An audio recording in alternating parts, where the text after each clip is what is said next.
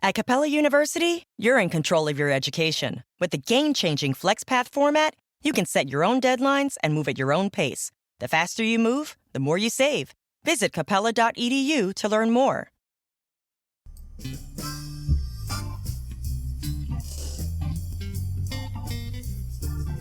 Write Night is a talk show with published authors, writers, and content creators discussing both the creative and technical sides of writing, as well as the industry surrounding it, from novels to screenplays to comics and more.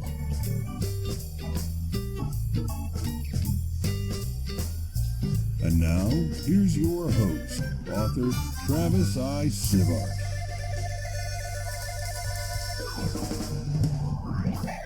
Welcome to Write Night. We'll get to the topic and discussion in just a moment. For those listening to the podcast, we record the podcast on our live stream at twitch.tv/Travis Tavern Talk, and we have a live interactive chat audience. You might hear the sound of the bell ding, and that means I want to interrupt somebody to read a comment or question. For those on the live stream, we won't read off everything you put in chat, but we'll try to get to the most relevant, the most amusing, or some combination of the both. Now, while we introduce ourselves, go and let us know what you're reading, writing, or creating tonight.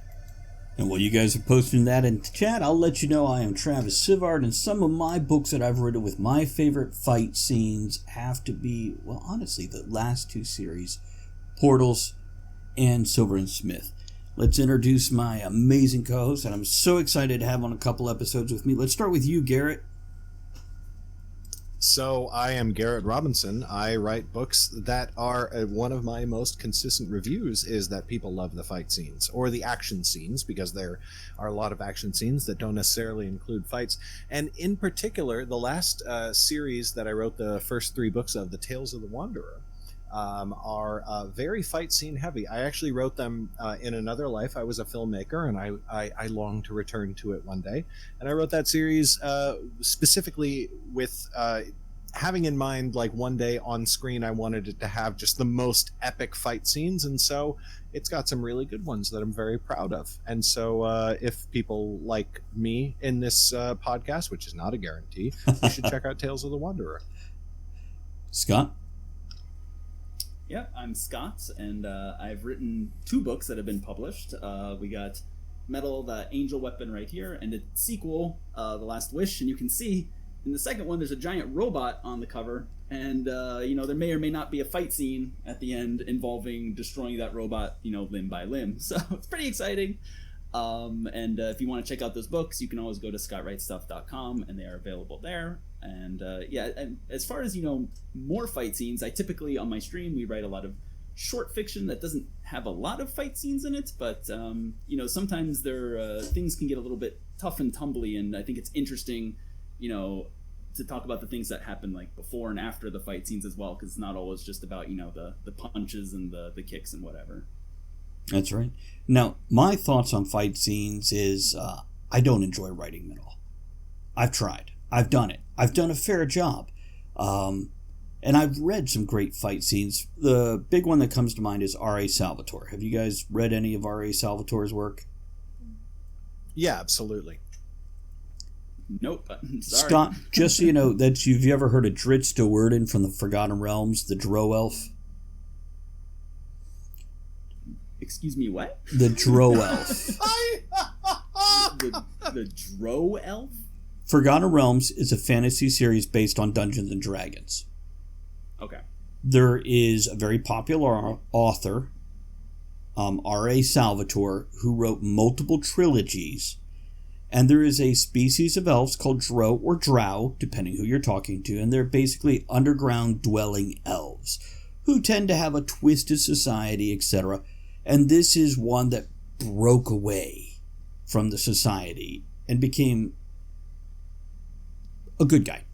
So this is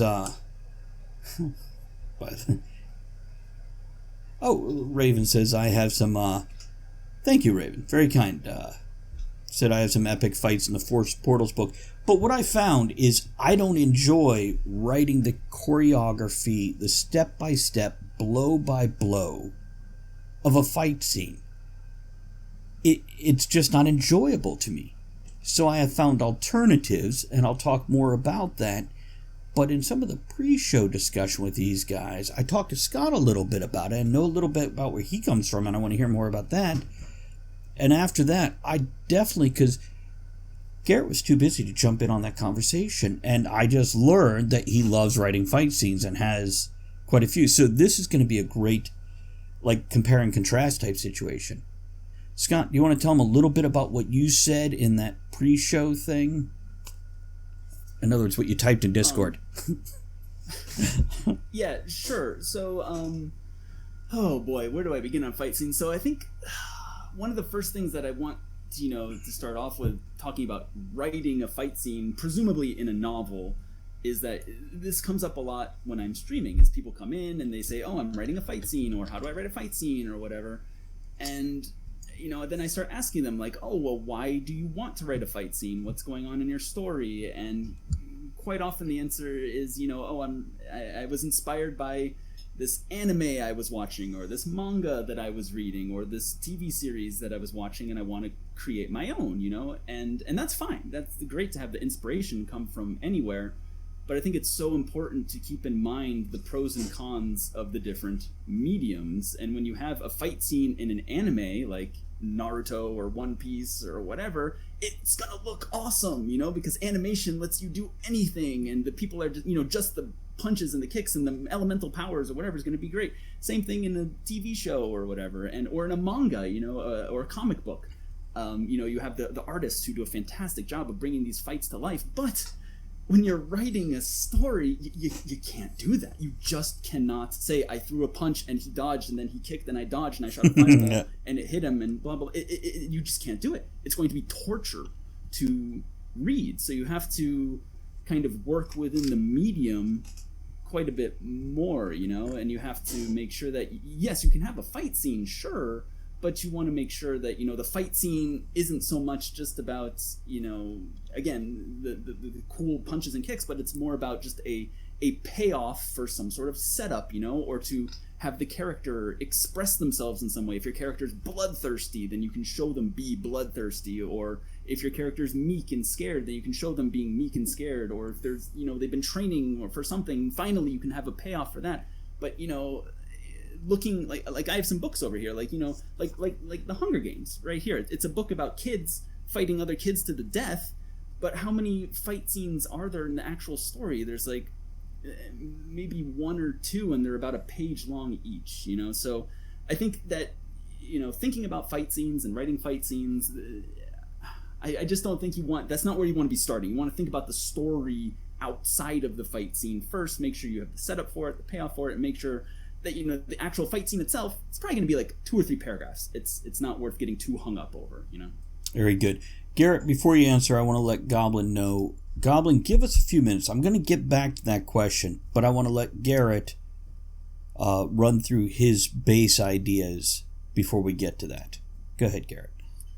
Yeah, I'm 100% on board with Scott. Like, you can the most aggravating, boring, just absolutely excruciating thing is to me personally, and other people are allowed to have other opinions. I always feel the need to state that on the internet, but is reading a fight scene where everything is described in the most excruciating detail. Like, oh, I don't need to know that the axe ended up 2 inches from the ground, and so they brought it around in a backswing, which was then parried by the sword, and then they came back, and like a couple of little details are gonna let people fill in a lot. And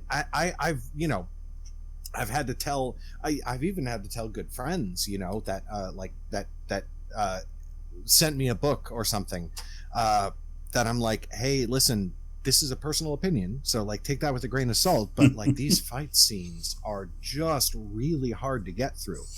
And if somebody ever wants to, as a writer themselves, if they want a really good example of the way this works, go watch The Legend of Korra, which has far and away some of the best fight scenes, visual fight scenes I've ever seen in my life.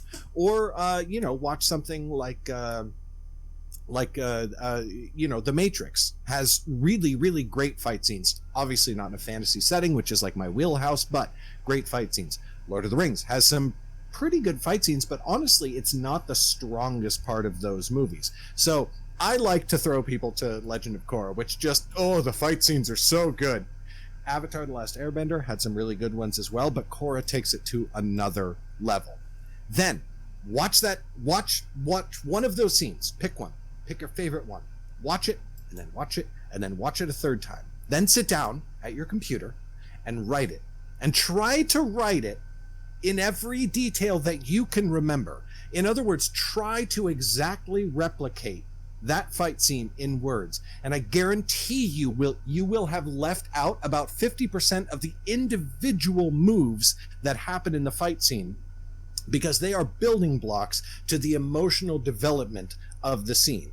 Everything in there looks cool, and all the things that look cool make you go, whoa, but it's all in service of making you understand what is happening to both of the characters throughout that scene. And that is what sticks with you.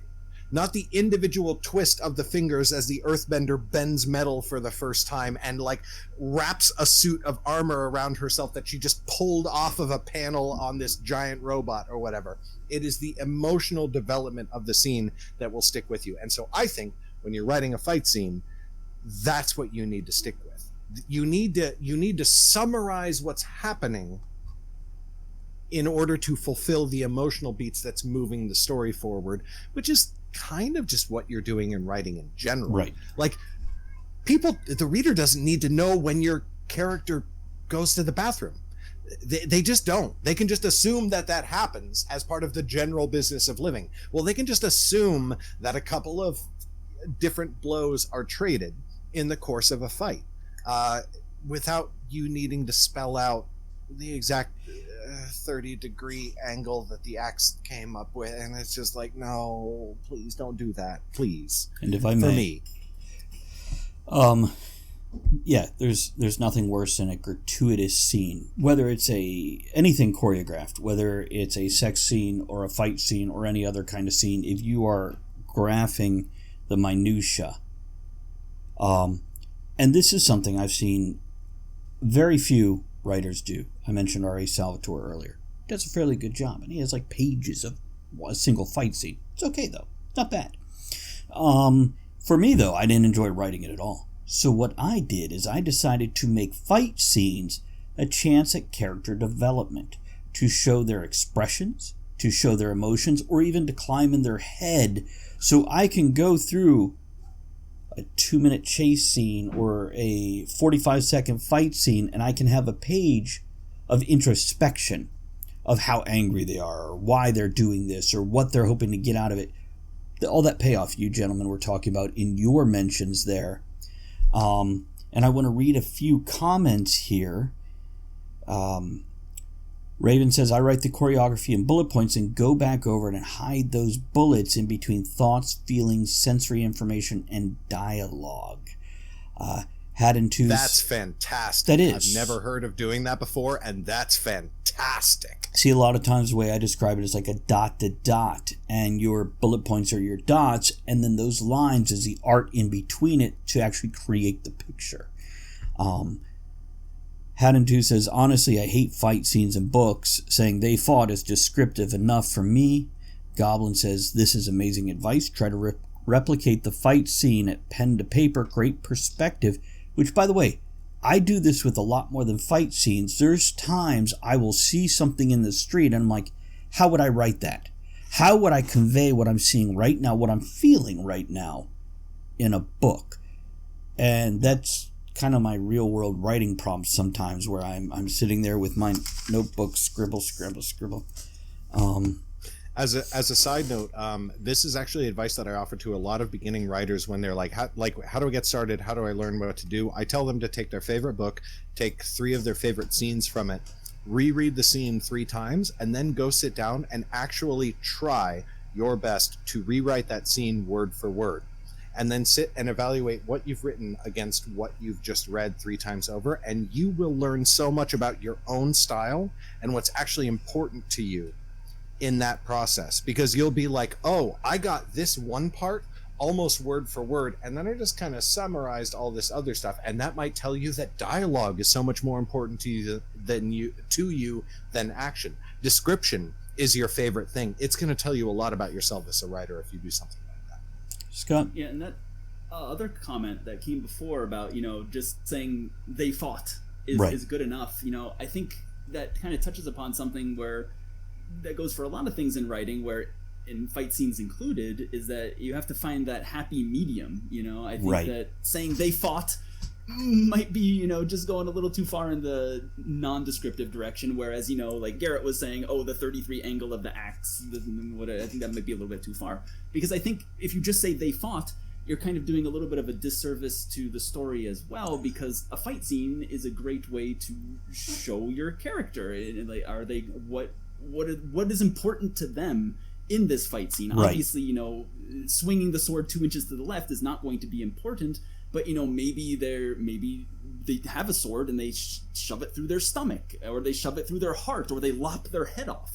Those 3 different things, and kind of the emotions and introspection that go with that can show a lot about who your character is and what this fight means to them personally in the context of your story. So again, I think you got to find that happy medium. You don't have to describe the exact speed and angle of cutting off their head, but definitely give us the emotion of cutting off the opponent's head. I want to read a couple questions from Green Goblin here. Earlier, the question I skipped over that I wanted to come back to, and I'm going to read both, and then we can carry on with this and answer both. In writing fight scenes, do you try to research actual combat techniques to fill the void of animation or special effects? And the other comment/question was, I believe, just to Garrett. And Garrett, I'm going to try to throw an answer at this, and you can correct me or build on it or whatever. Green Goblin says, do you mean write word for word as just copying the text, or trying to write it how it's interpreted by you? Option B. You want to write it in your own style. You want to retell it your way when you're rewriting that, so you learn about your writing. So this as an exercise, I actually recommend that people try to write it word for word. Okay. They literally try to copy what they just read. This is strictly as an exercise. It's like when a painter does studies, and they just sit and they do like a study of a hand in a couple of different poses that they think that they might want to use for the next painting, because they learn a lot about themselves when they try to do that one specific thing one specific way. So in this as just a total exercise for and this is honestly pretty early writer stuff. I recommend that people try to rewrite that scene word for word, and then do a very careful analysis between what they wrote and what they read, because that's going to teach you what is important to you and maybe where your weaknesses are. Like, you might not realize until you do this exercise that one of your favorite things about this author's style is their dialogue. And maybe you messed up their dialogue, but when you're looking back, like, that dialogue was what made the scene for you, and you didn't get it. So maybe you need to work on your dialogue. This is pretty specific, honestly. This is a very niche thing. I don't think that this is something you should spend too much time on, but I think it's worth doing with like 5 of your favorite scenes from 3 of your favorite books. And once you've done that, I feel like you probably learned all you can from that exercise. So just to limit the scope of this a bit. Couple comments from go ahead, Scott. I just want to please the one comment that you just read there. What was it about? It was the researching actual combat techniques. Right. So that reminded me of one of my favorite books. The Wise Man's Fear by Patrick Rothfuss. Oh yeah, that's a good one. There's a whole section of this book right here toward the end is, for people who haven't read it, you have the main character. He goes to this like foreign country and he learns about their fighting techniques in this country, and he trains there for months. And like and Patrick Rothfuss, the author here, he has famously said that he knows nothing about fighting at all. He did not do any specific research or anything, but and what he does is in these fight scenes here, these epic fight scenes toward the end, he just makes stuff up. Right here it says, without thinking, I used Salon's curious two-handed version of break lion Like, what the heck does break lion mean? Or she struck out quickly with sowing barley. What does this mean? It means nothing, but you get the feeling of it by listening to it, like sowing barley, you know, and then it says like snapping knuckles hard against the meat of her inner biceps. So we get like a hint of what that means. Is it based in reality? I don't know. It doesn't really matter, you know. It just it conveys that feeling, and your mind kind of fills in the blanks in between there, you know. So I wouldn't get so hung up on the actual combat techniques, you know. Just make it fun and full of emotion. 100%. And I have to jump in because I pulled out a book as well, which is Lord of the Rings, because like, you know, it's I'm the biggest Tolkien nerd that I know. That's not true. I know two people specifically who are bigger Tolkien nerds than I. But this is relatively early in the series, and it's the Fellowship of the Ring, and this is the whole battle scene. The whole battle scene, and it's one paragraph. Like somebody was mentioning before, like a fight scene can be one paragraph. This is it, and I'm going to try to preface it with my best Ian McKellen. So forgive me, Ian McKellen. "Fling fuel on the fire!" cried Gandalf to the hobbits. "Draw your blades and stand back to back." For 150 years, Children's National Hospital has provided exceptional care and groundbreaking research. Please donate today to give children and healthcare heroes a reason to believe this holiday season. Visit childrensnational.org/holiday. With MailChimp, you get more than a URL. You get an all-in-one marketing platform to help drive sales. With things like data-driven recommendations and powerful automation tools. Get started today at MailChimp.com/smartmarketing. MailChimp, built for growing businesses. In the leaping light, as the fresh wood blazed up, Frodo saw many gray shapes spring over the ring of stones. More and more followed. Through the throat of one huge leader, Aragorn passed his sword with a thrust. With a great sweep, Boromir hewed the head off another. Beside them, Gimli stood, with his stout legs apart, wielding his dwarf axe. The bow of Legolas was singing. And then Gandalf does a spell and the fight is over. We got 2 kills in that. What does the bow of Legolas was singing mean? That's up to you. You decide that. Gimli was wielding his dwarf axe. What did he do with it? That's up to you. That's the whole fight, and it's so good. Every time I read this scene when I'm rereading this book, which I do all the time, I like that scene is so like, oh, it's so cool. It's so cool. And there's nothing. We get 2 kills, and like then in the aftermath of the fight later, there's like a bunch of dead wolves and whatnot. But like that's all you need, man. It's just pretty. It just looks good. In the book that I'm editing right now, Silver and Smith 2, there's one scene, and I remember it well because I had so much fun. I almost went like totally noir type dialogue during the fight scene because things speed up, so I get a little more prosy. But there's a point in time where both of the main characters have pulled their guns and they're firing. And the whole fight scene is based off of the first one, like, falls to his knees and he's firing wildly, letting his hands lead, blah, blah, blah. And he has this grin on his face that's not necessarily happy, it's just intense. Then the other character is biting her lip and she's carefully just moving the muzzle of the gun a centimeter to one side or the other and very carefully clipping off bullets. This is again showing not necessarily the fight, but their personalities and the difference in how they react to things. And after those 2 paragraphs are describing their individual thing, it says, and then, the smoke is clearing over the, blah, blah, blah. Because again, this was about the character developing. And let's address that other question that was asked up here too. Raven says, do you guys ever stream yourself doing writing exercises like that? The writing exercise she is referring to is the writing one scene out of a book that you've read. Yeah, I mean, that's all that we do on our stream, basically, is exercises like that. One of our favorite exercises is, stealing a beginning from a book. You take the first page of a book, copy it word for word, change the names of the characters, change a couple verbs, change a couple adjectives, and then if there are a few iterations, you have a brand new beginning to your own story, So if you're interested in that, you can feel free to check it out. Yeah, and absolutely. That's so cool. Yeah. I want to do that now. Yeah, and by the way, keep in mind, if you guys, whether it's the viewing audience, the podcast audience, or Garrett, if you guys can match up with Scott's streaming schedule, showing up and giving that support, it works across the board. So when you hear people on Write Night or when they have guests on, definitely check out the other people and check them out. Raven says, my husband and daughter groan every time it's my turn to pick a movie marathon because it's either Lord of the Rings, Harry Potter, or The Matrix. A Green Goblin, does that work for sex as well? Can I write porn scenes as exercise? Actually, yes. If you're going to write porn or erotica, it's so important to get the pacing of, it's an action scene. It's choreography. It's a fight scene, but it's, intimate. And, fight scenes are intimate too, if you look at them right.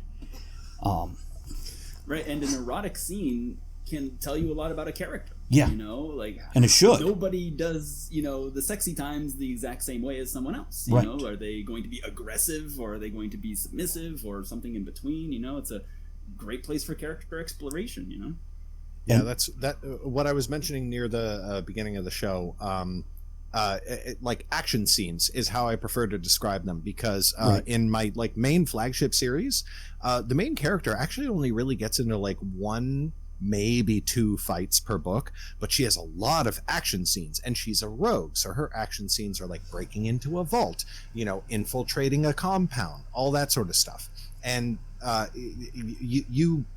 you have to hit the same beats whether she's fighting someone or whether she is sneaking around. And I don't have a lot of explicit romance or sex in my books, but it really does need to work the exact same way, because if it's not providing, I will mitigate this slightly, but if it's not providing emotional development, then it better be providing a really good service otherwise, or else why is it in your book? You know what I mean?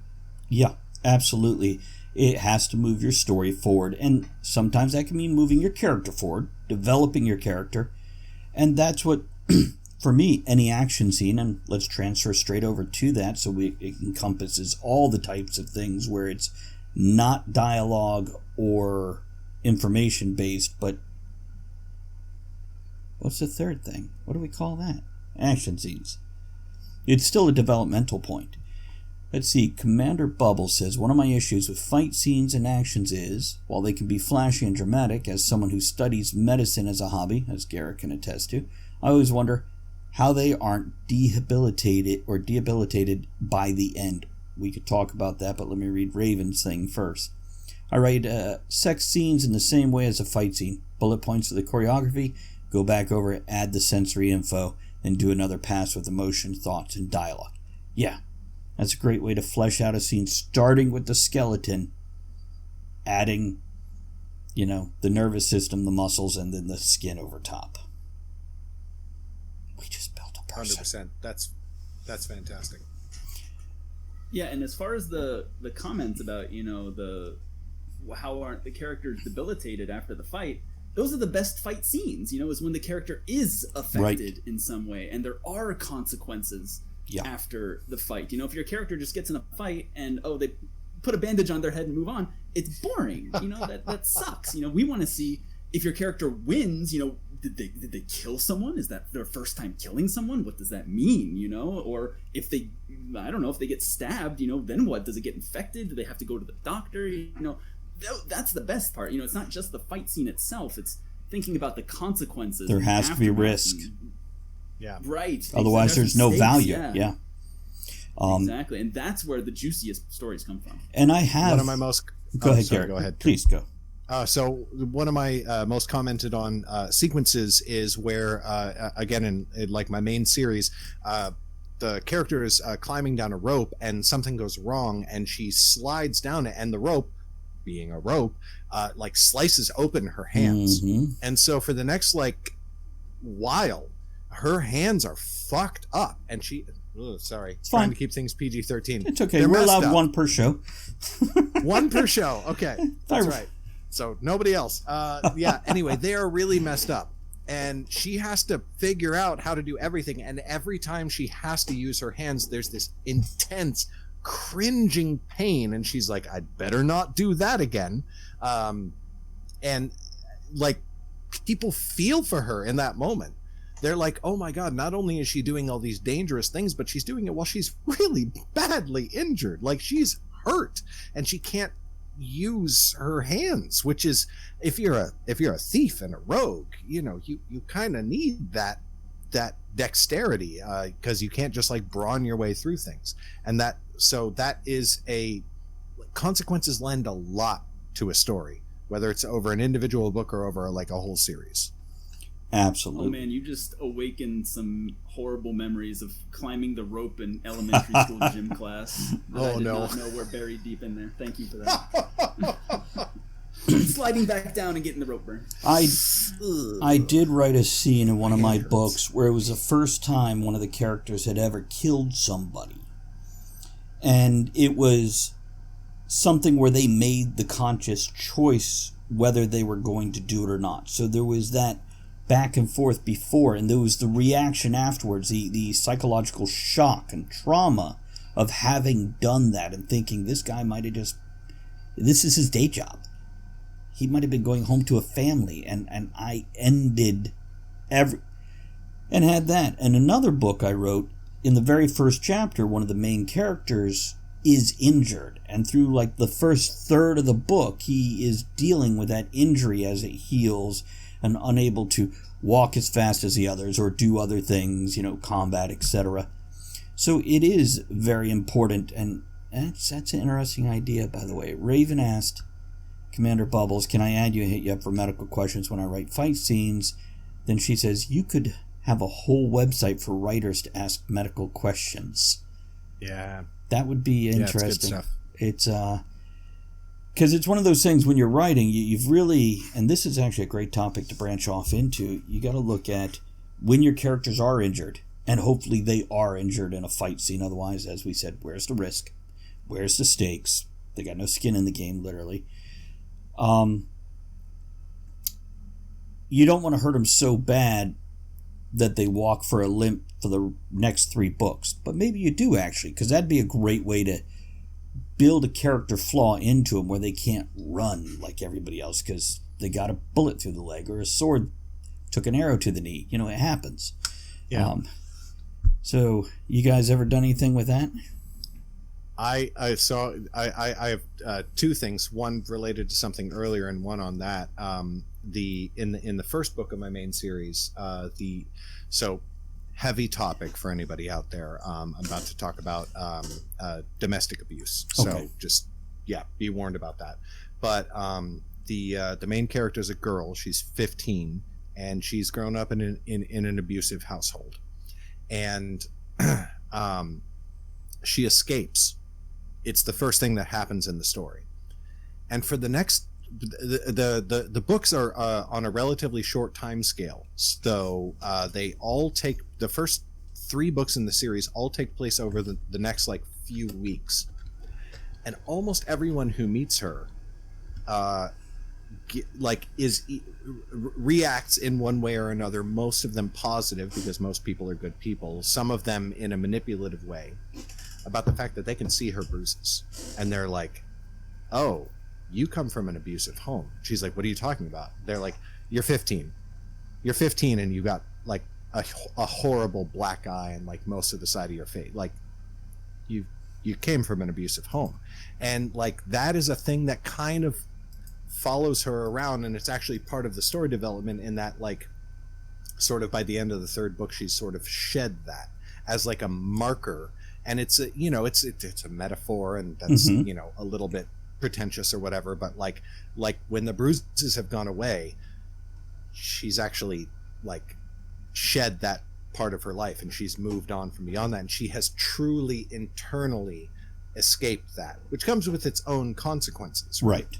I think that's a really interesting thing. The physical markers of an injury can have a tremendous impact on a character's psychological development. The other thing that I wanted to comment on that you were talking about earlier, same character. She goes for the first long part of the series, and I'm not going to say which book it happens in, but she goes for the first long part of the series where her only rule is, I won't kill people. I won't do it. I just won't do it. That's my line, and I won't cross it. And then she kills someone. And people knew it was coming. I foreshadowed it a lot, And I was just like, I built the groundwork, and I was like, people were like, oh, when is she going to, she's clearly going to kill someone at some point. When is it going to happen? And I got like emails and comments, and people were like, oh man, I bet it's going to wreck her. I bet she's going to feel so bad. I bet she's going to feel, and she killed her first person, and it felt amazing. And readers were like, this is so much worse. Oh, I hate this so much that she liked it. That's so bad. And that's a great reaction to create on people. Like, to flip that expectation. That's an awesome flaw, though. That's something which we're not necessarily focusing on that, but flawed characters are so important to relate, because we've all had that thing that we did that was a little nasty or a little horrible, and we're like, but it felt good. I can't tell anybody. Yeah. I actually, I feel guilty that I am not upset with myself. So people can relate to that. Hopefully not relate to enjoying killing somebody. Yes, but I do not endorse that. Unless they work for DMV, then it's part of the job. But anyhow. Garrett, is your hair got a green sheen, or is it just the lighting in your room? Must be the lighting. It's probably the lighting. This is actually my first time streaming in a very long time, so like I have not dialed in any of this in a very long time. Okay, just checking. And a couple of things in reference to that. Goblin says, hell of a twist. Raven says, love how you torture your readers, excited to read. And Bubbles says, I just like calling him Bubbles instead of Commander Bubbles. It's just more fun in my head. Another great example of how of this is Edward Elric from Full Metal Alchemist. He's a double amputee, and his prosthetic is treated both as a weapon but also as a hindrance, since it requires constant maintenance and sometimes it just breaks. Still a badass, though. Now, Scott, you haven't had much chance to jump in here. You got some thoughts on any of this stuff or comments from folks? Yeah, sure. So again, like, my stories that I write, they don't feature too many fight scenes and whatever, but something that did pop into my head as you guys were talking here is, we were talking about, the consequences and exploring those, and something that comes up quite often when I stream is, we talk about that and people say, oh, I have a fight scene and my character gets injured and I want it to be realistic and I want them to get healed or whatever, but I think it'd be boring, or I think that, I don't really know how to do that or whatever. But I think that, the opposite is true, in that if you have something bad happen to your character and then you kind of explore the consequences, your story can grow in ways that you'd never even expected it. So like for example, in my book, my first metal book, at the very beginning you have these two kids who are escaping this horrible orphanage on horseback, and they're being chased by these people that have crossbows. And originally I was just going to have them escape, right. No big deal. But then I was like, oh, these people with the crossbows, if I want them to be scary and intimidating, they can't just do the stormtrooper thing right. and miss, all the time. They have to hit the horse, or the person. But I decided to have them hit the horse, and then I had to do all this research about what happens when a horse gets hit by an arrow, and I had to send some really scary emails to veterinarians and be like, hey, how would a horse presumably get healed, or what would this look like, and whatever. And this horse, for the rest of their journey, has this arrow in it, and it gets infected, and they have to figure out how to fix it. And I, as the author, had to figure out how to fix it too. And in trying to figure out, not only how would their hindered horse hinder them, but how would this horse also get healed eventually at the end, it caused me to create a whole other character and like a whole other section of this story that didn't even exist in the first place, So it just goes to show that at first glance, yes, it might seem like a little cumbersome and annoying to put in these injuries and these consequences. It adds such a layer in depth. Oh yeah, in ways that you didn't even know. Even if you have a chapter by chapter outline, which I did at that point when I was writing the story, it still changed drastically when I started seeing the ripple effects of these consequences. Right. Okay, closing thoughts on the subject, gentlemen? Garrett, you got something? We'll pass it to Scott.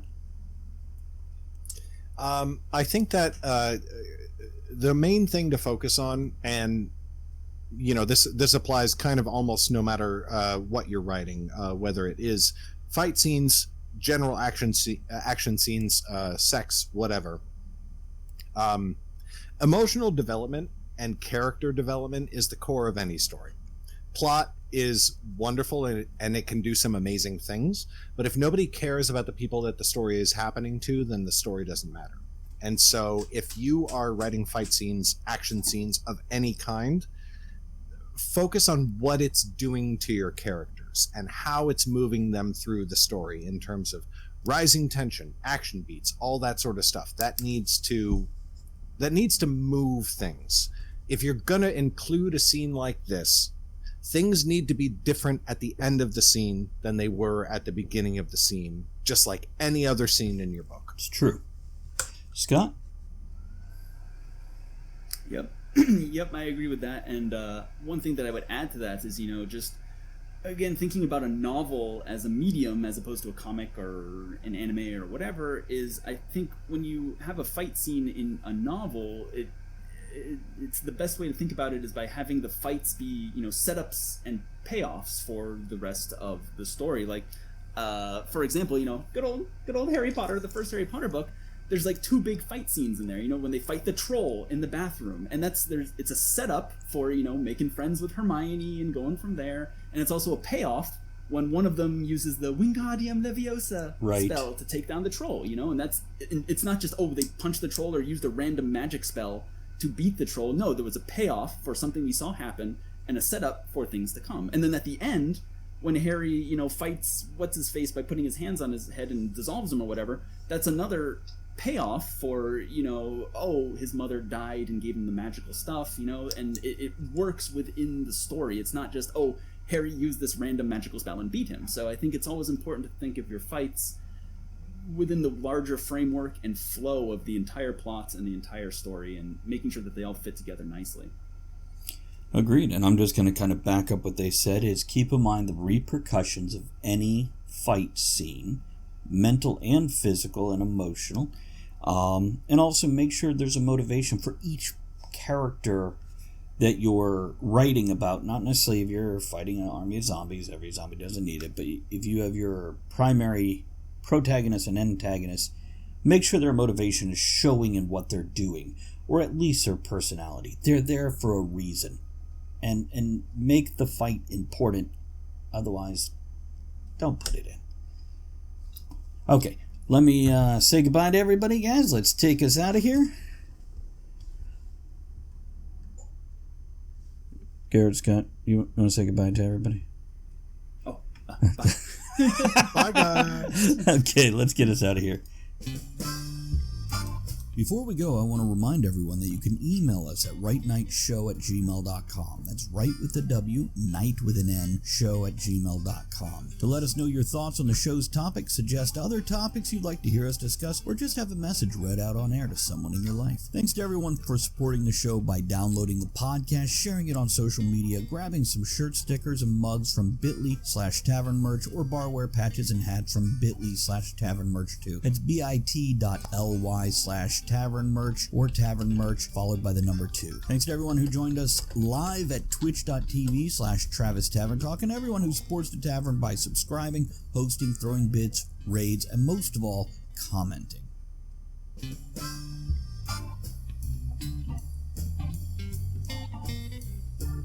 Thank you for joining author Travis I. Sivart and the other writers, content creators, and all-around amazing people for our discussion here on Right Now. Join us again soon, and until you do, make sure you create with passion, enjoy the journey, and remember, every night can be right now.